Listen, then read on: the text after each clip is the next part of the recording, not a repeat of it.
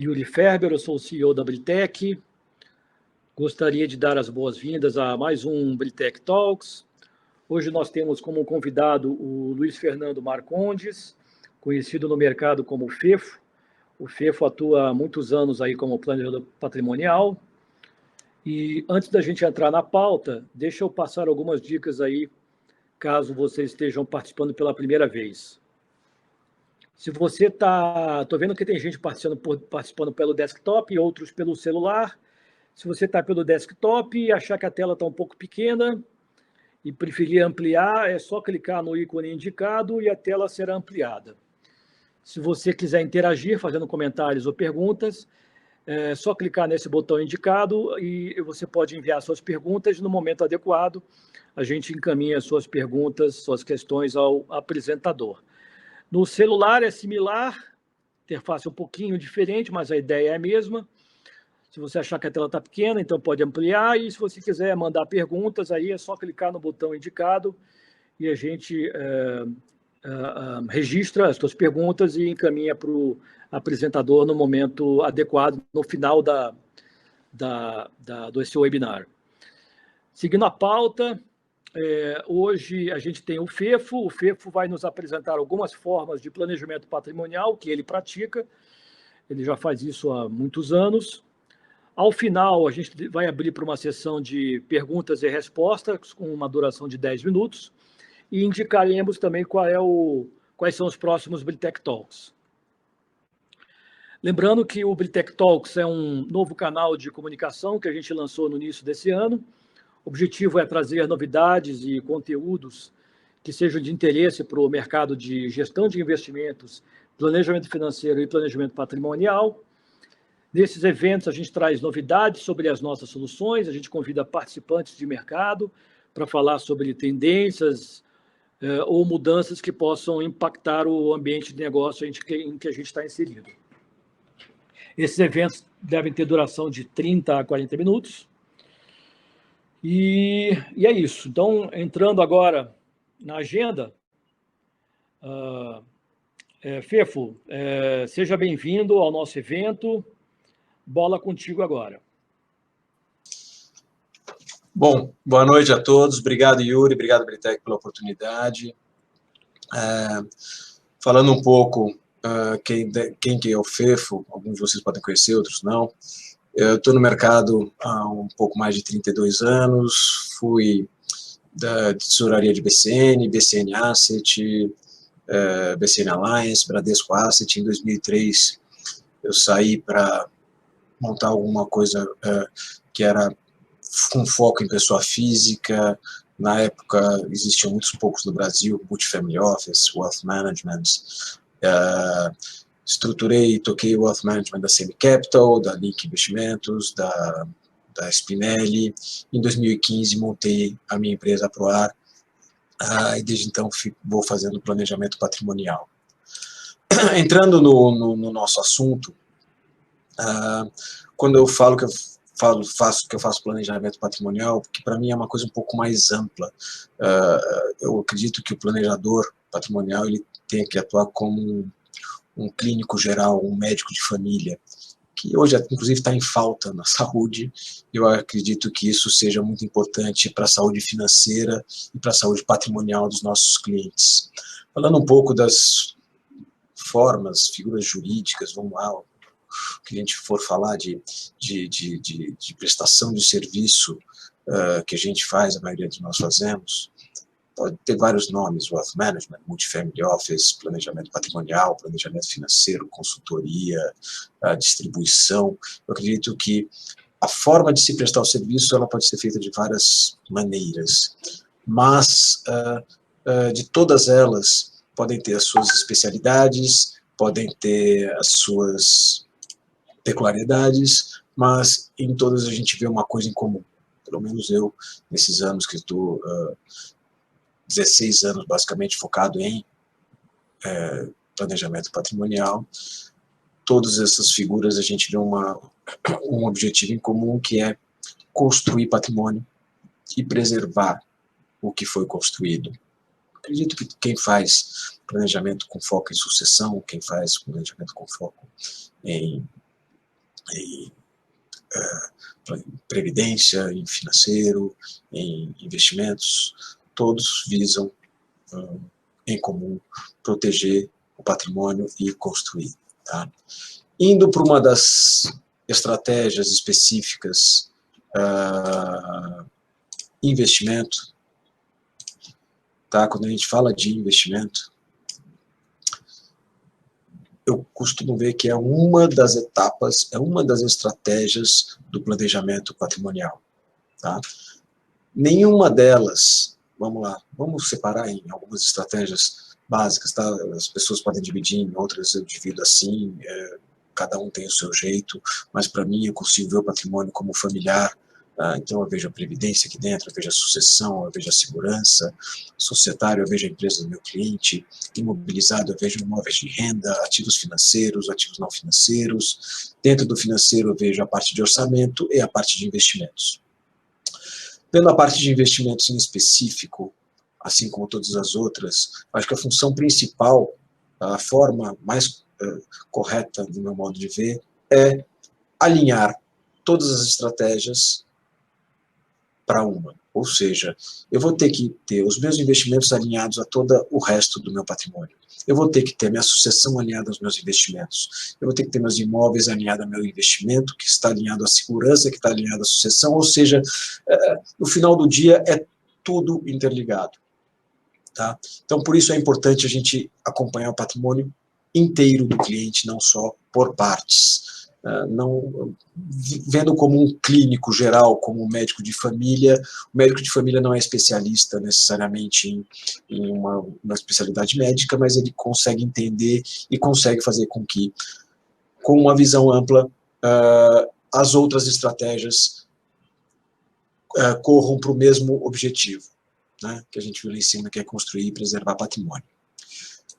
Falando agora da parte de investimento, que eu acho que é a parte mais comum, mais usual que a gente vê,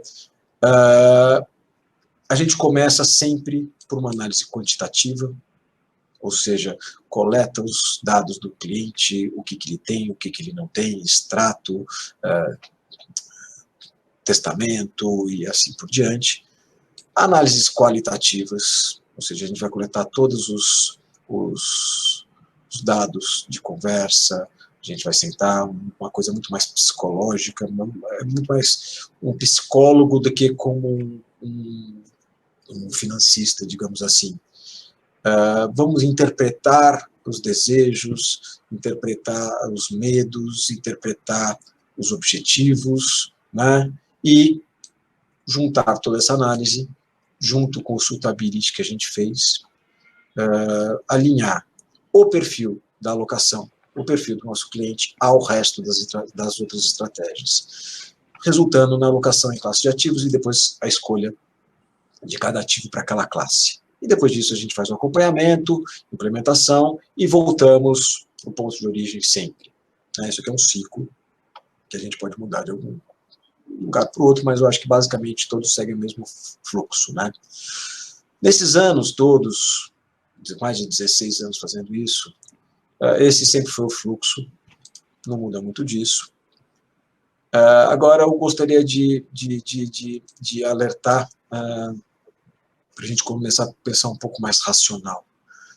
Nesses anos eu fui vendo que o que eu fazia, vamos supor, no exemplo 1, o cliente, a gente sentou, pegou todos os dados dele, ele gosta de risco, entende o risco, quer correr risco, aceita o longo prazo, ele aceita correr mais riscos, e o resultado de suitability dele, do perfil de investimento, deu agressivo. Então, o que acontece? Eu entendi isso, vi que ele quer, vou pegar o suitability dele e vou dentro dessa pizza que me cuspiu aqui, fazer as escolhas dos melhores ativos para que eu vá em busca do que o meu cliente quer e do que o meu cliente aceita, tá certo?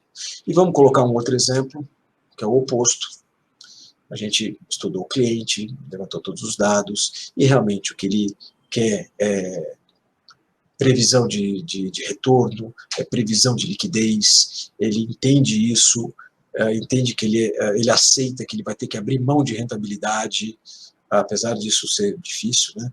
Mas vamos supor que ele aceitou, que ele entendeu, que ele preza mais a liquidez do que a rentabilidade, ele quer muita liquidez, então ele é um cara conservador. Eu uni o resultado do suitability com o que ele efetivamente quer e vou escolher os melhores ativos em cima daquela alocação em classe de ativos que o meu cliente quer e aceita. Ou seja, eu coloquei o meu patrimônio de investimentos de acordo com tudo aquilo que a gente viu lá atrás, ou seja, de acordo com a sucessão, com a previdência, e de acordo principalmente com o que meu cliente quer e com o que meu cliente aceita. Tá? Depois de muito tempo fazendo isso e muito tempo acompanhando isso, eu comecei a entender que, a partir do momento que a gente está entregando para um cliente agressivo, que gosta de ser agressivo e quer ser agressivo, eu estou entregando retorno, eu estou entregando risco, gestão ativa. Eu vou ser cobrado pelo quê do cliente? O cliente vai começar a me cobrar por rentabilidade, o cliente vai começar a me cobrar por correr mais risco, o cliente vai começar a me cobrar por bons ativos, por boas escolhas, por market timing, ou seja, que horas que eu vou entrar em bolsa, que horas que eu vou sair da bolsa, o dólar vai subir, o dólar vai cair, ou seja, 90%, 70%, mais de 70% do tempo a gente vai estar discutindo o quê? Risco, retorno. Que é o que o cliente quer. E ótimo, estou fazendo exatamente, estou de acordo com o que ele quer, com o que ele aceita.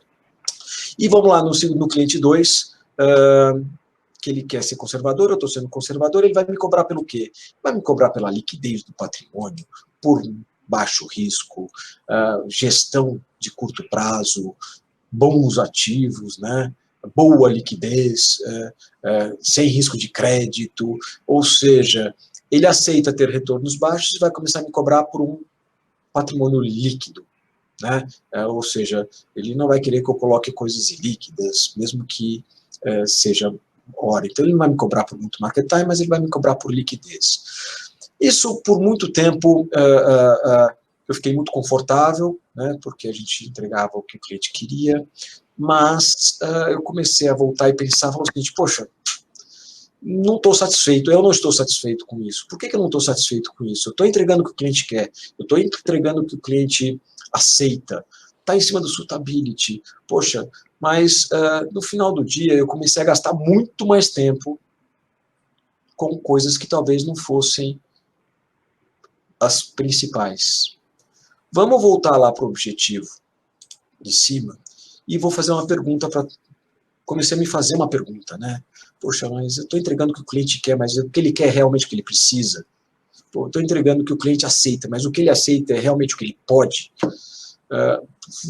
Comecei a voltar e ver, pô, se eu sou um clínico geral, eu não vou, o cliente chega para mim e vai falar, eu quero tomar um antibiótico porque eu estou com H1N1, sei lá, você precisa tomar um antibiótico? Qual antibiótico? Ah, mas eu não aceito tomar antibiótico porque eu tenho problema de estômago. Poxa, mas talvez você precise tomar um antibiótico. Então, o clínico geral, o médico, normalmente ele não entrega o que o cliente quer, o que o cliente aceita. Ele vai lá e fala o seguinte, poxa, o que o cliente realmente precisa, né? E o que o cliente pode fazer, né? Vendo isso, o que acontece? Chegava no final do dia, pô, o meu cliente 1, que era agressivo, estava de acordo com o que ele queria, colocação excelente, dando resultados excelentes, muito grandes. Vamos supor que numa certa hora, como a gente ficou prestando muita atenção na parte de retorno, risco, bons investimentos, e isso eu comecei a esquecer de voltar e alinhar o resto do patrimônio dele. O que aconteceu, vamos supor? Pô, eu não prestei mais atenção na política de gastos dele, não dei a devida atenção, acabei esquecendo do fluxo, por mais que a gente estava lá, e o cliente chegou e falou, pô, eu precisei de um dinheiro aqui, esqueci de te avisar, e eu comprei uma empresa, e, pô, preciso vender meus ativos, e não é a hora de vender os ativos. Quantas milhões de vezes isso já não aconteceu? E eu chegava, poxa, onde eu errei? Né? Se, pô, o cliente estava alinhado, pô, acabou com a rentabilidade da carteira porque eu tive que vender ativo numa hora errada. E, no outro caso, o cliente estava com bastante liquidez, estava excelente, tinha uma política de gastos boa, eu deixei de prestar atenção na política de gastos e acho que quem aqui não estava participando do primeiro, do primeiro que a gente fez falando sobre inflação pessoal, vamos supor que no caso aqui as receitas dele estavam subindo 5% e as despesas 9%, a gente não se atentou a isso, o fluxo dele virou negativo e quando a gente quando a gente foi perceber estava tarde demais, a previdência dele já estava prejudicada, né? O patrimônio dele perdeu o poder de compra mais do que a gente esperava. Então, no caso, o cara perdeu dinheiro, ele teve que trabalhar mais para tampar o buraco dessa perda, ou seja, ele podia estar protegendo o patrimônio dele e não protegeu. Por quê? Porque eu estava mais preocupado com manter a liquidez e ter bons ativos e assim. Então, a grande pergunta para mim é, se esse cliente 1 não pode, porque aconteceu, eu tenho que trabalhar com a hipótese de que pode acontecer, e eu não estava atento para isso. Se ele não podia, por que ele fez? Mas ele queria, ele sabia do risco, então eu me perdi nisso. E o outro, se ele podia proteger o poder de compra dele, por que a gente não protegeu? Pô, no longo prazo, quando a gente vai ver, já foi. Então, foi uma coisa que me deixou muito, muito angustiado. E a solução disso veio de fundo de endowment. Eu acho que alguns não conhecem, eu não conhecia há pouco tempo atrás. Fundo de endowment é um fundo de doação. Eu gosto muito de citar o David Swensen, né, uma pessoa que eu me apoio muito, revolucionário. Ele é diretor do fundo de endowment de Yale. E quando eu comecei a descobrir que um fundo de endowment e uma pessoa física, um grupo familiar, uma empresa, eram muito similares. Por quê? Porque o objetivo dos dois são os mesmos. Qual é o objetivo do fundo de endowment? É gerar recursos para sustentar ou complementar as despesas de uma universidade ou de uma entidade filantrópica. Para mim, patrimônio foi feito para me sustentar no futuro, né? Ou complementar minhas despesas. E qual que era o objetivo do fundo de endowment? Como é que o David Swensen fez para poder fazer com que aquele endowment sustentasse no longo prazo? A gente tem uma mania de começar a pensar no curto prazo. Quando a gente joga o juro exponencial para o longo prazo, a conta fica feia, ou bonita, mas normalmente fica mais feia. Para eu poder atingir aquele meu primeiro objetivo que a gente tem em comum, seja um planejador financeiro, um planejador patrimonial, uma pessoa que esteja vendo a parte sucessória, a parte de seguro, a parte de investimento, a parte de orçamento, sempre o mesmo objetivo é construir e preservar. A mesma coisa com o endowment. Então, para eu poder construir e preservar, o meu cliente tem que aceitar retornos altos, risco alto, volatilidade, baixa liquidez e longo prazo. E, ao mesmo tempo, o meu cliente precisa aceitar retornos baixos, volatilidade baixa, alta liquidez em curto prazo. Por quê? Porque ele precisa suprir as demandas de fluxo de caixa e, ao mesmo tempo, manter o poder de compra dele. O fundo de endowment tem o mesmo desafio, tá? E a solução, também, David Swensen, ela não é simples, porém, transformando para uma pessoa física, para uma família, para um grupo familiar, o cliente precisa aceitar ser agressivo na alocação de investimentos. E ele precisa aceitar que ele tem que ter uma política de gastos eficiente. Ele precisa ser conservador na política de gastos dele, ou seja, ele precisa acompanhar. Assim, um erro meu por muito tempo foi focar na alocação de investimentos. Por quê? Porque era onde eu era cobrado. Era a relação que a gente acabava criando com o cliente, de retorno, de liquidez, e eu não me atentava tanto à parte de política de gastos, à parte de sucessão, então, que é muito interligada. Para eu poder buscar retorno alto, eu tenho que ter uma política de gastos eficiente, né? Por que eu tenho que ter uma política de gasto eficiente? Eu preciso ter meu fluxo de caixa redondo na mão. Assim como uma empresa, a empresa tem budget, a empresa cumpre o budget, se a empresa não cumpre o budget, ela não vai atingir os objetivos. Por quê? Porque ela precisa ter uma política de gasto eficiente para poder ser arrojada no que ela faz. Então, para eu ter uma empresa de cimento, eu tenho que ser arrojado, para eu ter um supermercado, eu tenho que ser arrojado, eu tenho que não precisar de dinheiro. Né? Então, para eu não precisar de dinheiro, eu tenho que ter uma política de gasto eficiente. Então, um dos fatos mais importantes que a gente deixa de atentar, é normal, aconteceu comigo, pode acontecer com bastante gente, é deixar de se atentar ao resto do patrimônio, principalmente na política de gastos. E a grande questão, enquanto na alocação financeira, é proteger o poder de compra é essencial. Visar a proteção do poder de compra, para mim, não adianta nada eu construir patrimônio e perder 5% ao ano. Se eu perco 5% ao ano do meu patrimônio, em 10 anos a gente perdeu praticamente 55%, juro sobre juro, vai mais de 50% do meu patrimônio. Ou seja, o que adiantou eu guardar, construir, se eu vou poder comprar metade? Então, um dos grandes objetivos do planejamento patrimonial, do wealth management, da consultoria financeira, seja lá do que for, é preservar o patrimônio. E preservar o patrimônio contra perder poder de compra. Para poder fazer isso, eu tenho que me atentar muito na alocação de investimentos, e muito na minha política de gastos, e muito no resto do patrimônio.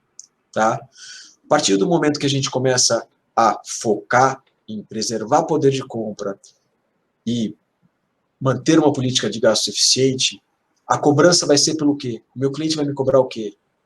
Manter poder de compra e ter uma política de gasto eficiente. Só assim eu consigo voltar aqui e alinhar as minhas estratégias no que realmente importa. Eu não caio na armadilha de chegar e vir para patrimônio financeiro, e vir para alocação, e ser cobrado pela alocação. A partir do momento que eu sou cobrado pela alocação, eu vou focar mais na alocação. A partir do momento que eu conseguir convencer meu cliente de ser cobrado pelo planejamento patrimonial, eu vou conseguir fazer com que isso seja uma coisa mais eficiente, tanto para mim quanto para ele. Tá? É isso. Se tiverem algumas dúvidas... Ok, Fefo. Agradeço pela sua apresentação, bem didática, e sobre as formas de planejamento patrimonial que você pratica no dia a dia com seus clientes. Recebemos aí uma série de perguntas. Pedir aqui para o Marcos. Você tem as perguntas já compiladas, Marcos? Tem algumas aqui já, sim, Yuri.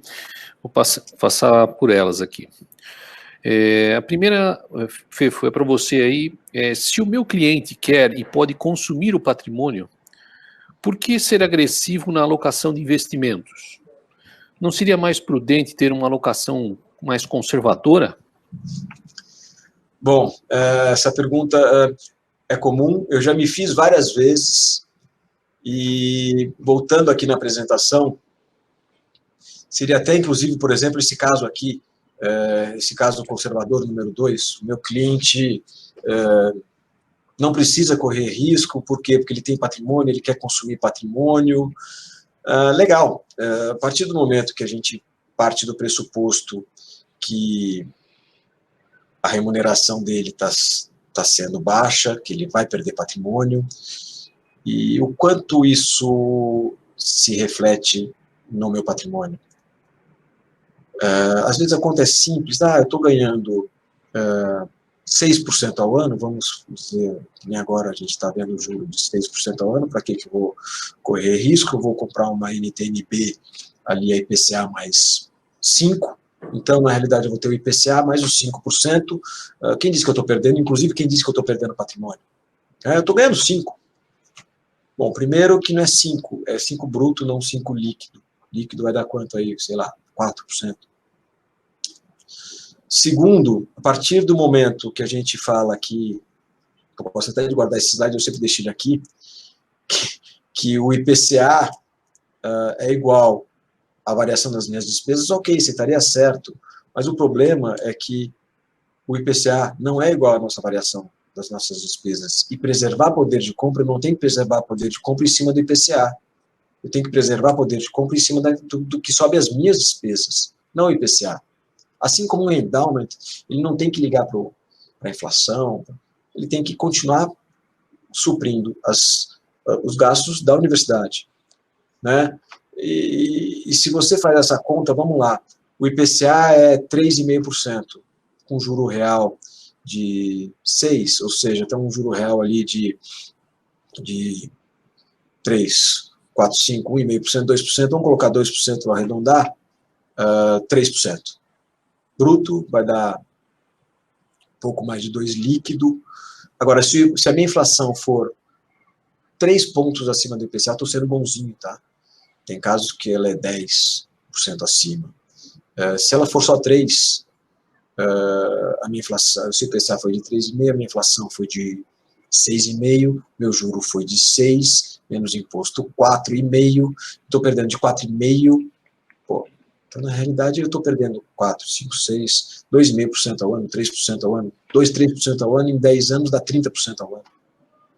Então, o fato de eu estar consumindo patrimônio, se eu errar a conta e achar que eu estou consumindo menos, no final, lá na frente, a hora que não der mais tempo de consertar, vai dar um problema. Então, eu costumo dizer, o fato de eu achar que eu posso consumir meu patrimônio é pior ainda, é mais arriscado ainda. A conta tem que ser mais afinada, a política de gasto tem que estar mais afinada, o controle de receitas e despesas e fluxo de caixa mais ainda. Porque se você errar a conta e achar que 6% está com um ganho real de 3 e fez a conta em cima disso e consumiu isso, te garanto que a sua previdência vai durar menos da metade do que você acha. Então, assim, é muito importante, principalmente nesses casos, fazer a conta correta, que é chato para o cliente, às vezes não é isso que ele quer escutar, mas é o que ele precisa. Tá certo? Ok. Vamos para a próxima pergunta, Marcos. Tem uma pergunta aqui que a gente recebeu. Como você faz para clientes monitorarem os gastos no mês a mês? Isso é interessante porque, voltando até aqui no nosso fluxo, no fluxo que eu sempre fiz, o orçamento era uma parte do meu fluxo, legal, visto o orçamento, a gente pega o orçamento e depois foca e para na parte de investimentos e começa a esquecer dessa história, e o cliente nunca acha que é importante ele olhar o orçamento dele. Hoje em dia eu vejo até um pouco mais de consciência, mas é muito difícil. A partir do momento que você mostra para o cliente que, se ele não olhar o orçamento, ele pode quebrar, ele pode não atingir o objetivo de preservação de patrimônio e de construção de patrimônio, ele pode ver que lá na frente o problema pode ser irreversível. Então, você começa a mostrar para o cliente que, se ele não tiver isso, ele pode se dar mal. Então, o monitoramento dos gastos, ele é uma coisa chata que a gente nunca fez, a gente não tem cultura de fazer, o brasileiro muito menos.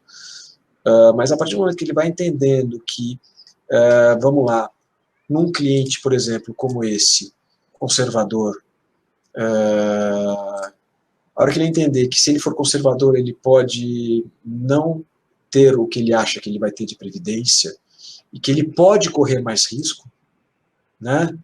Se ele pode, pelo simples fato de ter uma política de gastos mais eficiente, ele pode ganhar mais dinheiro, ele pode ter uma rentabilidade maior, e pode ter a chance de conseguir uma previdência melhor. Se ele pode, por que ele não faz? Se eu posso preservar o meu poder de compra, se eu posso não perder 50% do meu patrimônio nos próximos 10 anos, pelo único fato de eu não estar fazendo uma política de gasto eficiente, pô, não tem lógica isso. Então, assim, é uma coisa difícil de mostrar para o cliente que ele precisa, Mas, de novo, olhando como um clínico geral, como um médico de família, eu te garanto que um médico de família não vai chegar e vai falar para você o que você quer escutar, mas sim o que você precisa. Então, a partir do momento que a gente fala com o cliente sobre o que ele efetivamente precisa para atingir o real objetivo, ele começa a prestar mais atenção nisso e te garanto que você vai se surpreender no curto prazo. Obrigado aí. Temos mais algumas perguntas. Marcos, qual é a próxima pergunta aí? Vou passar aqui, são 3 perguntas, eu vou dividi-las aqui, tá? Qual um tamanho de patrimônio mínimo para começar a se pensar em gestão patrimonial? A segunda aqui... Bom, vai seguindo nessa que depois eu passo as outras 2. Tá. Na realidade, isso é um questionamento que eu sempre tenho dos meus clientes. Poxa, quanto que eu preciso ter para ser seu cliente? Na realidade, você precisa... O cliente primeiro precisa entender o que ele precisa, né? Às vezes, muitas vezes, um patrimônio pequeno é mais importante ele ter um serviço do que um patrimônio grande. Que nem a pergunta que a gente teve aqui, às vezes um patrimônio grande pode ser consumido. Então, talvez ele, sendo mal gerido, eu não gosto de usar a palavra gestão de patrimônio, porque a gestão a gente está tomando decisão pelo cliente, né? Mas vamos falar de planejamento patrimonial. Ou seja, um cliente com patrimônio pequeno, ele precisa, de novo, qual que é o nosso objetivo? Construir e preservar o poder de compra. Não adianta construir sem preservar, e não adianta preservar sem construir. Então, muitas vezes o cliente pequeno, ele é um cliente que precisa da gente e que acha que não precisa. Por quê? Porque ele não tem patrimônio. Ah, não, eu sou pequenininho, então eu vou para um lugar onde o pessoal vai focar onde? Numa parte só do investimento dele. Que é um investimento, eu tenho 100 mil reais, eu preciso de um planejamento patrimonial, mais do que ninguém. Então, não existe patrimônio mínimo. Existe precisa ou não precisa, entende que precisa ou não entende que precisa. Porque se a gente pega um cliente que ele não entende que precisa, ele vai te cobrar pelo quê? Vai te cobrar por retorno, vai te cobrar por liquidez. Então, normalmente, os clientes que precisam acabam caindo nessa armadilha de cobrar o que eles querem. Retornar, eu tenho 100 mil reais, o que eu preciso fazer? Rentabilizar. Vou dar um exemplo do meu filho. 20 e poucos anos, ele chegou para mim, pô, pai, posso pôr dinheiro em bolsa? Tem que pôr. Eu falei, não, você precisa rentabilizar seu patrimônio. Ele falou, tá bom, então eu vou colocar. Eu falei, não, mas calma, você não pode. Você quer, você sabe, entende, mas não pode. Qual que é a primeira coisa que você tem que fazer? Pô, antes de remunerar o patrimônio, eu preciso construir patrimônio. Não adianta nada remunerar 20 mil reais se você não está construindo. Né? Então você precisa focar onde? Na política de gastos. Qual que vai ser a minha estratégia para guardar dinheiro? É tão ou mais importante do que rentabilizar. Né? Então, um cliente desse, um patrimônio, não tem patrimônio mínimo. Tá? Na realidade, todos os clientes precisam. Só não sabem disso ou acham que não precisam. Legal. Legal, Próxima pergunta, Marcos. 2 perguntinhas rápidas aqui. Em média, qual o percentual de investimentos em renda variável que seus clientes investem? E outra é, seus clientes optam mais por carteira de ações ou fundo de ações? Bom, eu acho que essa a gente pode responder da mesma maneira. A média de renda variável que meus clientes têm, na realidade o quanto que meu cliente pode ter de renda variável? Se eu posso ter, por que eu não vou ter? A alocação financeira, o quanto eu tenho de renda variável, de renda de multimercado, de cada classe ou em cada ativo, não vem pelo quanto meu cliente quer, e sim pelo quanto meu cliente pode. Então, eu não gosto de falar o quanto na média meus clientes têm de renda variável, que é muito, tá? Por quê? Porque o meu foco é rentabilizar para poder preservar o poder de compra, mas isso só é feito se eu posso. Senão eu vou cair nesse caso aqui, o cliente que está preservando o poder de compra, mas talvez ele não possa.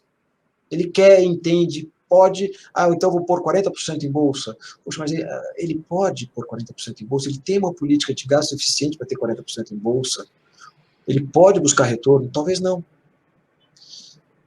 Então, eu tenho cliente que tem 70% de, não vou falar de bolsa, mas de risco. Eu tenho cliente que tem 20%, eu tenho cliente que tem patrimônio e tem 0%. Por quê? Porque ele não pode ter. Tá? Então, a alocação ela é muito mais um resultado, a alocação de investimentos ela é um resultado do planejamento patrimonial, e não o resultado do que meu cliente quer ou pode, ou quer ou aceita. Tá? Mas a gente tem que buscar retorno mais alto, sim. E desculpa, qual que era a outra? Seus clientes optam mais por carteira de ações ou fundo de ações? Tá. Voltando para cá, né, na realidade, tem até um outro estudo do Roger Ibbotson, que um outro Big Tech Talks, até que a gente pode falar sobre ele. O resultado de qualquer alocação, ela vem do mercado, ou seja, o fato de eu ter exposição a ativos com maior expectativa de retorno vão me dar praticamente de 70% a 90% do resultado. Por exemplo, se um cliente meu tem 100%, vamos extrapolar isso aqui, em renda fixa e DI, ele vai render quanto? Vai buscar render 6% ao ano, tá certo? No fato desse aqui, ter uma classe de ativos que busca 15%, outra que busca 10%, e uma parte que busca 6%, então vamos supor aqui ele busca 10%, aqui ele busca 15%, exemplo, tá? Retorno esperado, o patrimônio dele não vai render 6%, o patrimônio dele vai render quanto? Vai render, sei lá, aqui 12%, 10%, tá certo? Então, o simples fato de eu expor o meu patrimônio a risco, eu mudo minha rentabilidade. Então, isso é o mais importante, é mais importante do que ter ativo. A hora que a gente vai chegar na carteira de ativos, talvez o planejador patrimonial esteja fugindo do real objetivo dele, que é, de novo, alinhar todas as estratégias para poder buscar uma alocação de investimentos que busque proteger o poder de compra e ajudar o meu patrimônio a ser construído. Quando a gente chega no ativo em si, eu vou ficar discutindo o quê? Se eu vou focar em ativo, eu vou cair no quê? Vou cair aqui de volta. Eu vou ser cobrado pelo quê? Por bons ativos. Eu não sou cobrado por bons ativos. Eu não sou cobrado por retorno. Por quê? O retorno e os bons ativos vêm da se meu cliente pode ou não pode ter. Então eu prefiro muito mais ser cobrado por buscar bons retornos através de uma alocação em classe de ativos, que é o que eu entendo, que é até onde eu posso chegar, de política de gastos eficiente, do que ficar vendo market timing. Né? Para que eu vou ficar lá no market timing lá? Isso é função de um gestor, eu não sou gestor. A partir do momento que você é gestor, então você faz gestão de patrimônio. Você faz gestão de patrimônio financeiro. Então você é um gestor que nem um gestor de fundo. Não dá para você ser um planejador patrimonial sendo um gestor. Tá certo? São funções diferentes dentro de um planejamento. Lembra que a gente falou lá em cima? Dentro de um planejamento patrimonial, a gente tem várias coisas. A gente tem gestão de patrimônio, a gente tem family office, e cada um desses vai fazendo alguma coisa. Gestão, para mim, escolha de ativos, ela está muito mais no market timing e cai aqui numa cobrança que talvez eu não queira ter. Né? Eu, como planejador patrimonial, prefiro ser cobrado por manter o patrimônio do meu cliente e não por uma escolha de bons ativos. Mesmo porque grande parte não vem do ativo, vem sim da alocação. E a alocação é resultado do planejamento patrimonial. Então eu tenho que gastar muito mais tempo no planejamento patrimonial, em ter um patrimônio alinhado com a minha estratégia de sucessão, estratégia de segurança, estratégia imobiliária, estratégia de empresa, ou seja, imóveis de renda. Então, eu tenho que alinhar essa parte aqui com o resto. Essa é a minha função principal. Tá? Então, eu não me preocuparia. Então, a minha alocação, normalmente, eu utilizo alocadores, utilizo gestores, eu não faço gestão de ativos. Legal, Fefo. Olha, a gente está com o tempo meio se esgotando, mas tem mais... Não para de chegar perguntas aqui, mas vamos fazer a última que o pessoal mandou aqui. Marcos, tem uma pergunta aqui interessante sobre atuais taxas de juros. Isso. A pergunta é, com as atuais taxas de juros tão baixas, quais taxas de juros real você tem usado nas projeções futuras para o perfil conservador e arrojado? Ainda nessa pergunta, você altera as taxas conforme o cenário muda ou considera uma taxa geral, constante e altera a alocação para alcançá-la? Bom, isso também seria uma grande outra discussão que a gente estaria entrando em outro Britec Talks, mas assim, o que eu quero deixar aqui, mais importante voltando ali no nosso Asset Allocation, o mais importante é expor o meu cliente a riscos maiores. Agora, qual taxa de risco, qual taxa de retorno eu olho, é uma pergunta boa, porque ação, por exemplo, ação não é Ibovespa, ação é uma empresa. Qual o retorno esperado de qualquer empresa? Né? Se você é um empresário, qual o resultado você quer na sua empresa? Então, o retorno esperado na minha empresa é muito mais do que IPCA mais 5, IPCA mais 10, IPCA mais 15, vamos supor. O retorno de um multimercado, eu fui gestor de multimercado há muitos anos, e o meu retorno era 110 do CDI. Hoje, para mim, não. Para mim, o retorno que um multimercado tem que dar é igual um retorno de um hedge fund lá de fora. O retorno de um hedge fund lá fora quer dar quanto? Quer dar dólar mais 8. Ou seja, é CDI mais alguma coisa. Risk-free, ou seja, CDI, tira o CDI mais alguma coisa. Então, considerando um CDI de 6%, um juro real de, sei lá, 3% ao ano ali para frente, um hedge fund tem que me buscar um retorno de, sei lá, um juro real de 7%. Né? A ação tem que me buscar um juro real de 10%. Eu trabalho muito mais com isso, como se eu fosse um ativo, do que, efetivamente, se o mercado muda, para mim vai ser sempre isso, total return. Né?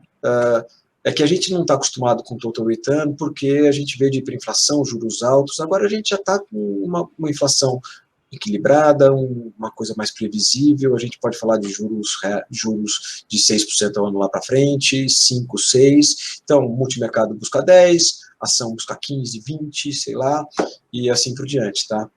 O juro real tem que ser em cima da inflação pessoal, não em cima do IPCA, tá? Então o juro real vai mudar de acordo com a sua inflação, mais do que qualquer outra coisa. Legal, Fefo. Tem uma pergunta aqui, vou deixar para encaminhar depois, porque a gente já passou do tempo estimado, que eu quase acho que tem mais uma pauta para um webinar específico, né? A pergunta é sobre diferença entre planejamento patrimonial e financeiro. Eu vou pedir desculpa aí à pessoa que fez a pergunta, mas a gente encaminha a resposta aí para todos, e vamos deixar, quem sabe, ir para um próximo webinar aí, tá bom?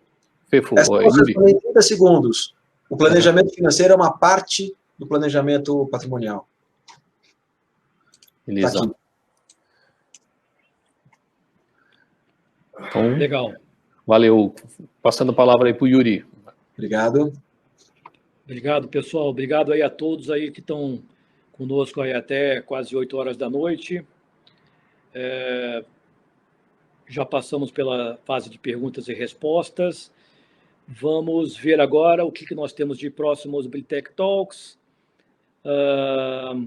Próximo Britec Talks agora no dia 11 de julho, com o Fábio Lousada, e a gente vai ter um outro agora no dia 6 de agosto, sobre distribuição de fundos e títulos de renda fixa. Então, mais uma vez aí, todos convidados, obviamente vocês vão receber os convites para os próximos eventos, e mais uma vez agradeço e reforço que todas as perguntas aí que vocês mandaram vão ser respondidas offline, e também a gravação deste evento aqui vocês vão receber também, se quiserem rever, e quem não pôde vir também vai receber a gravação desse webinar, tá? Muito obrigado a todos, boa noite, abraço aí para todo mundo.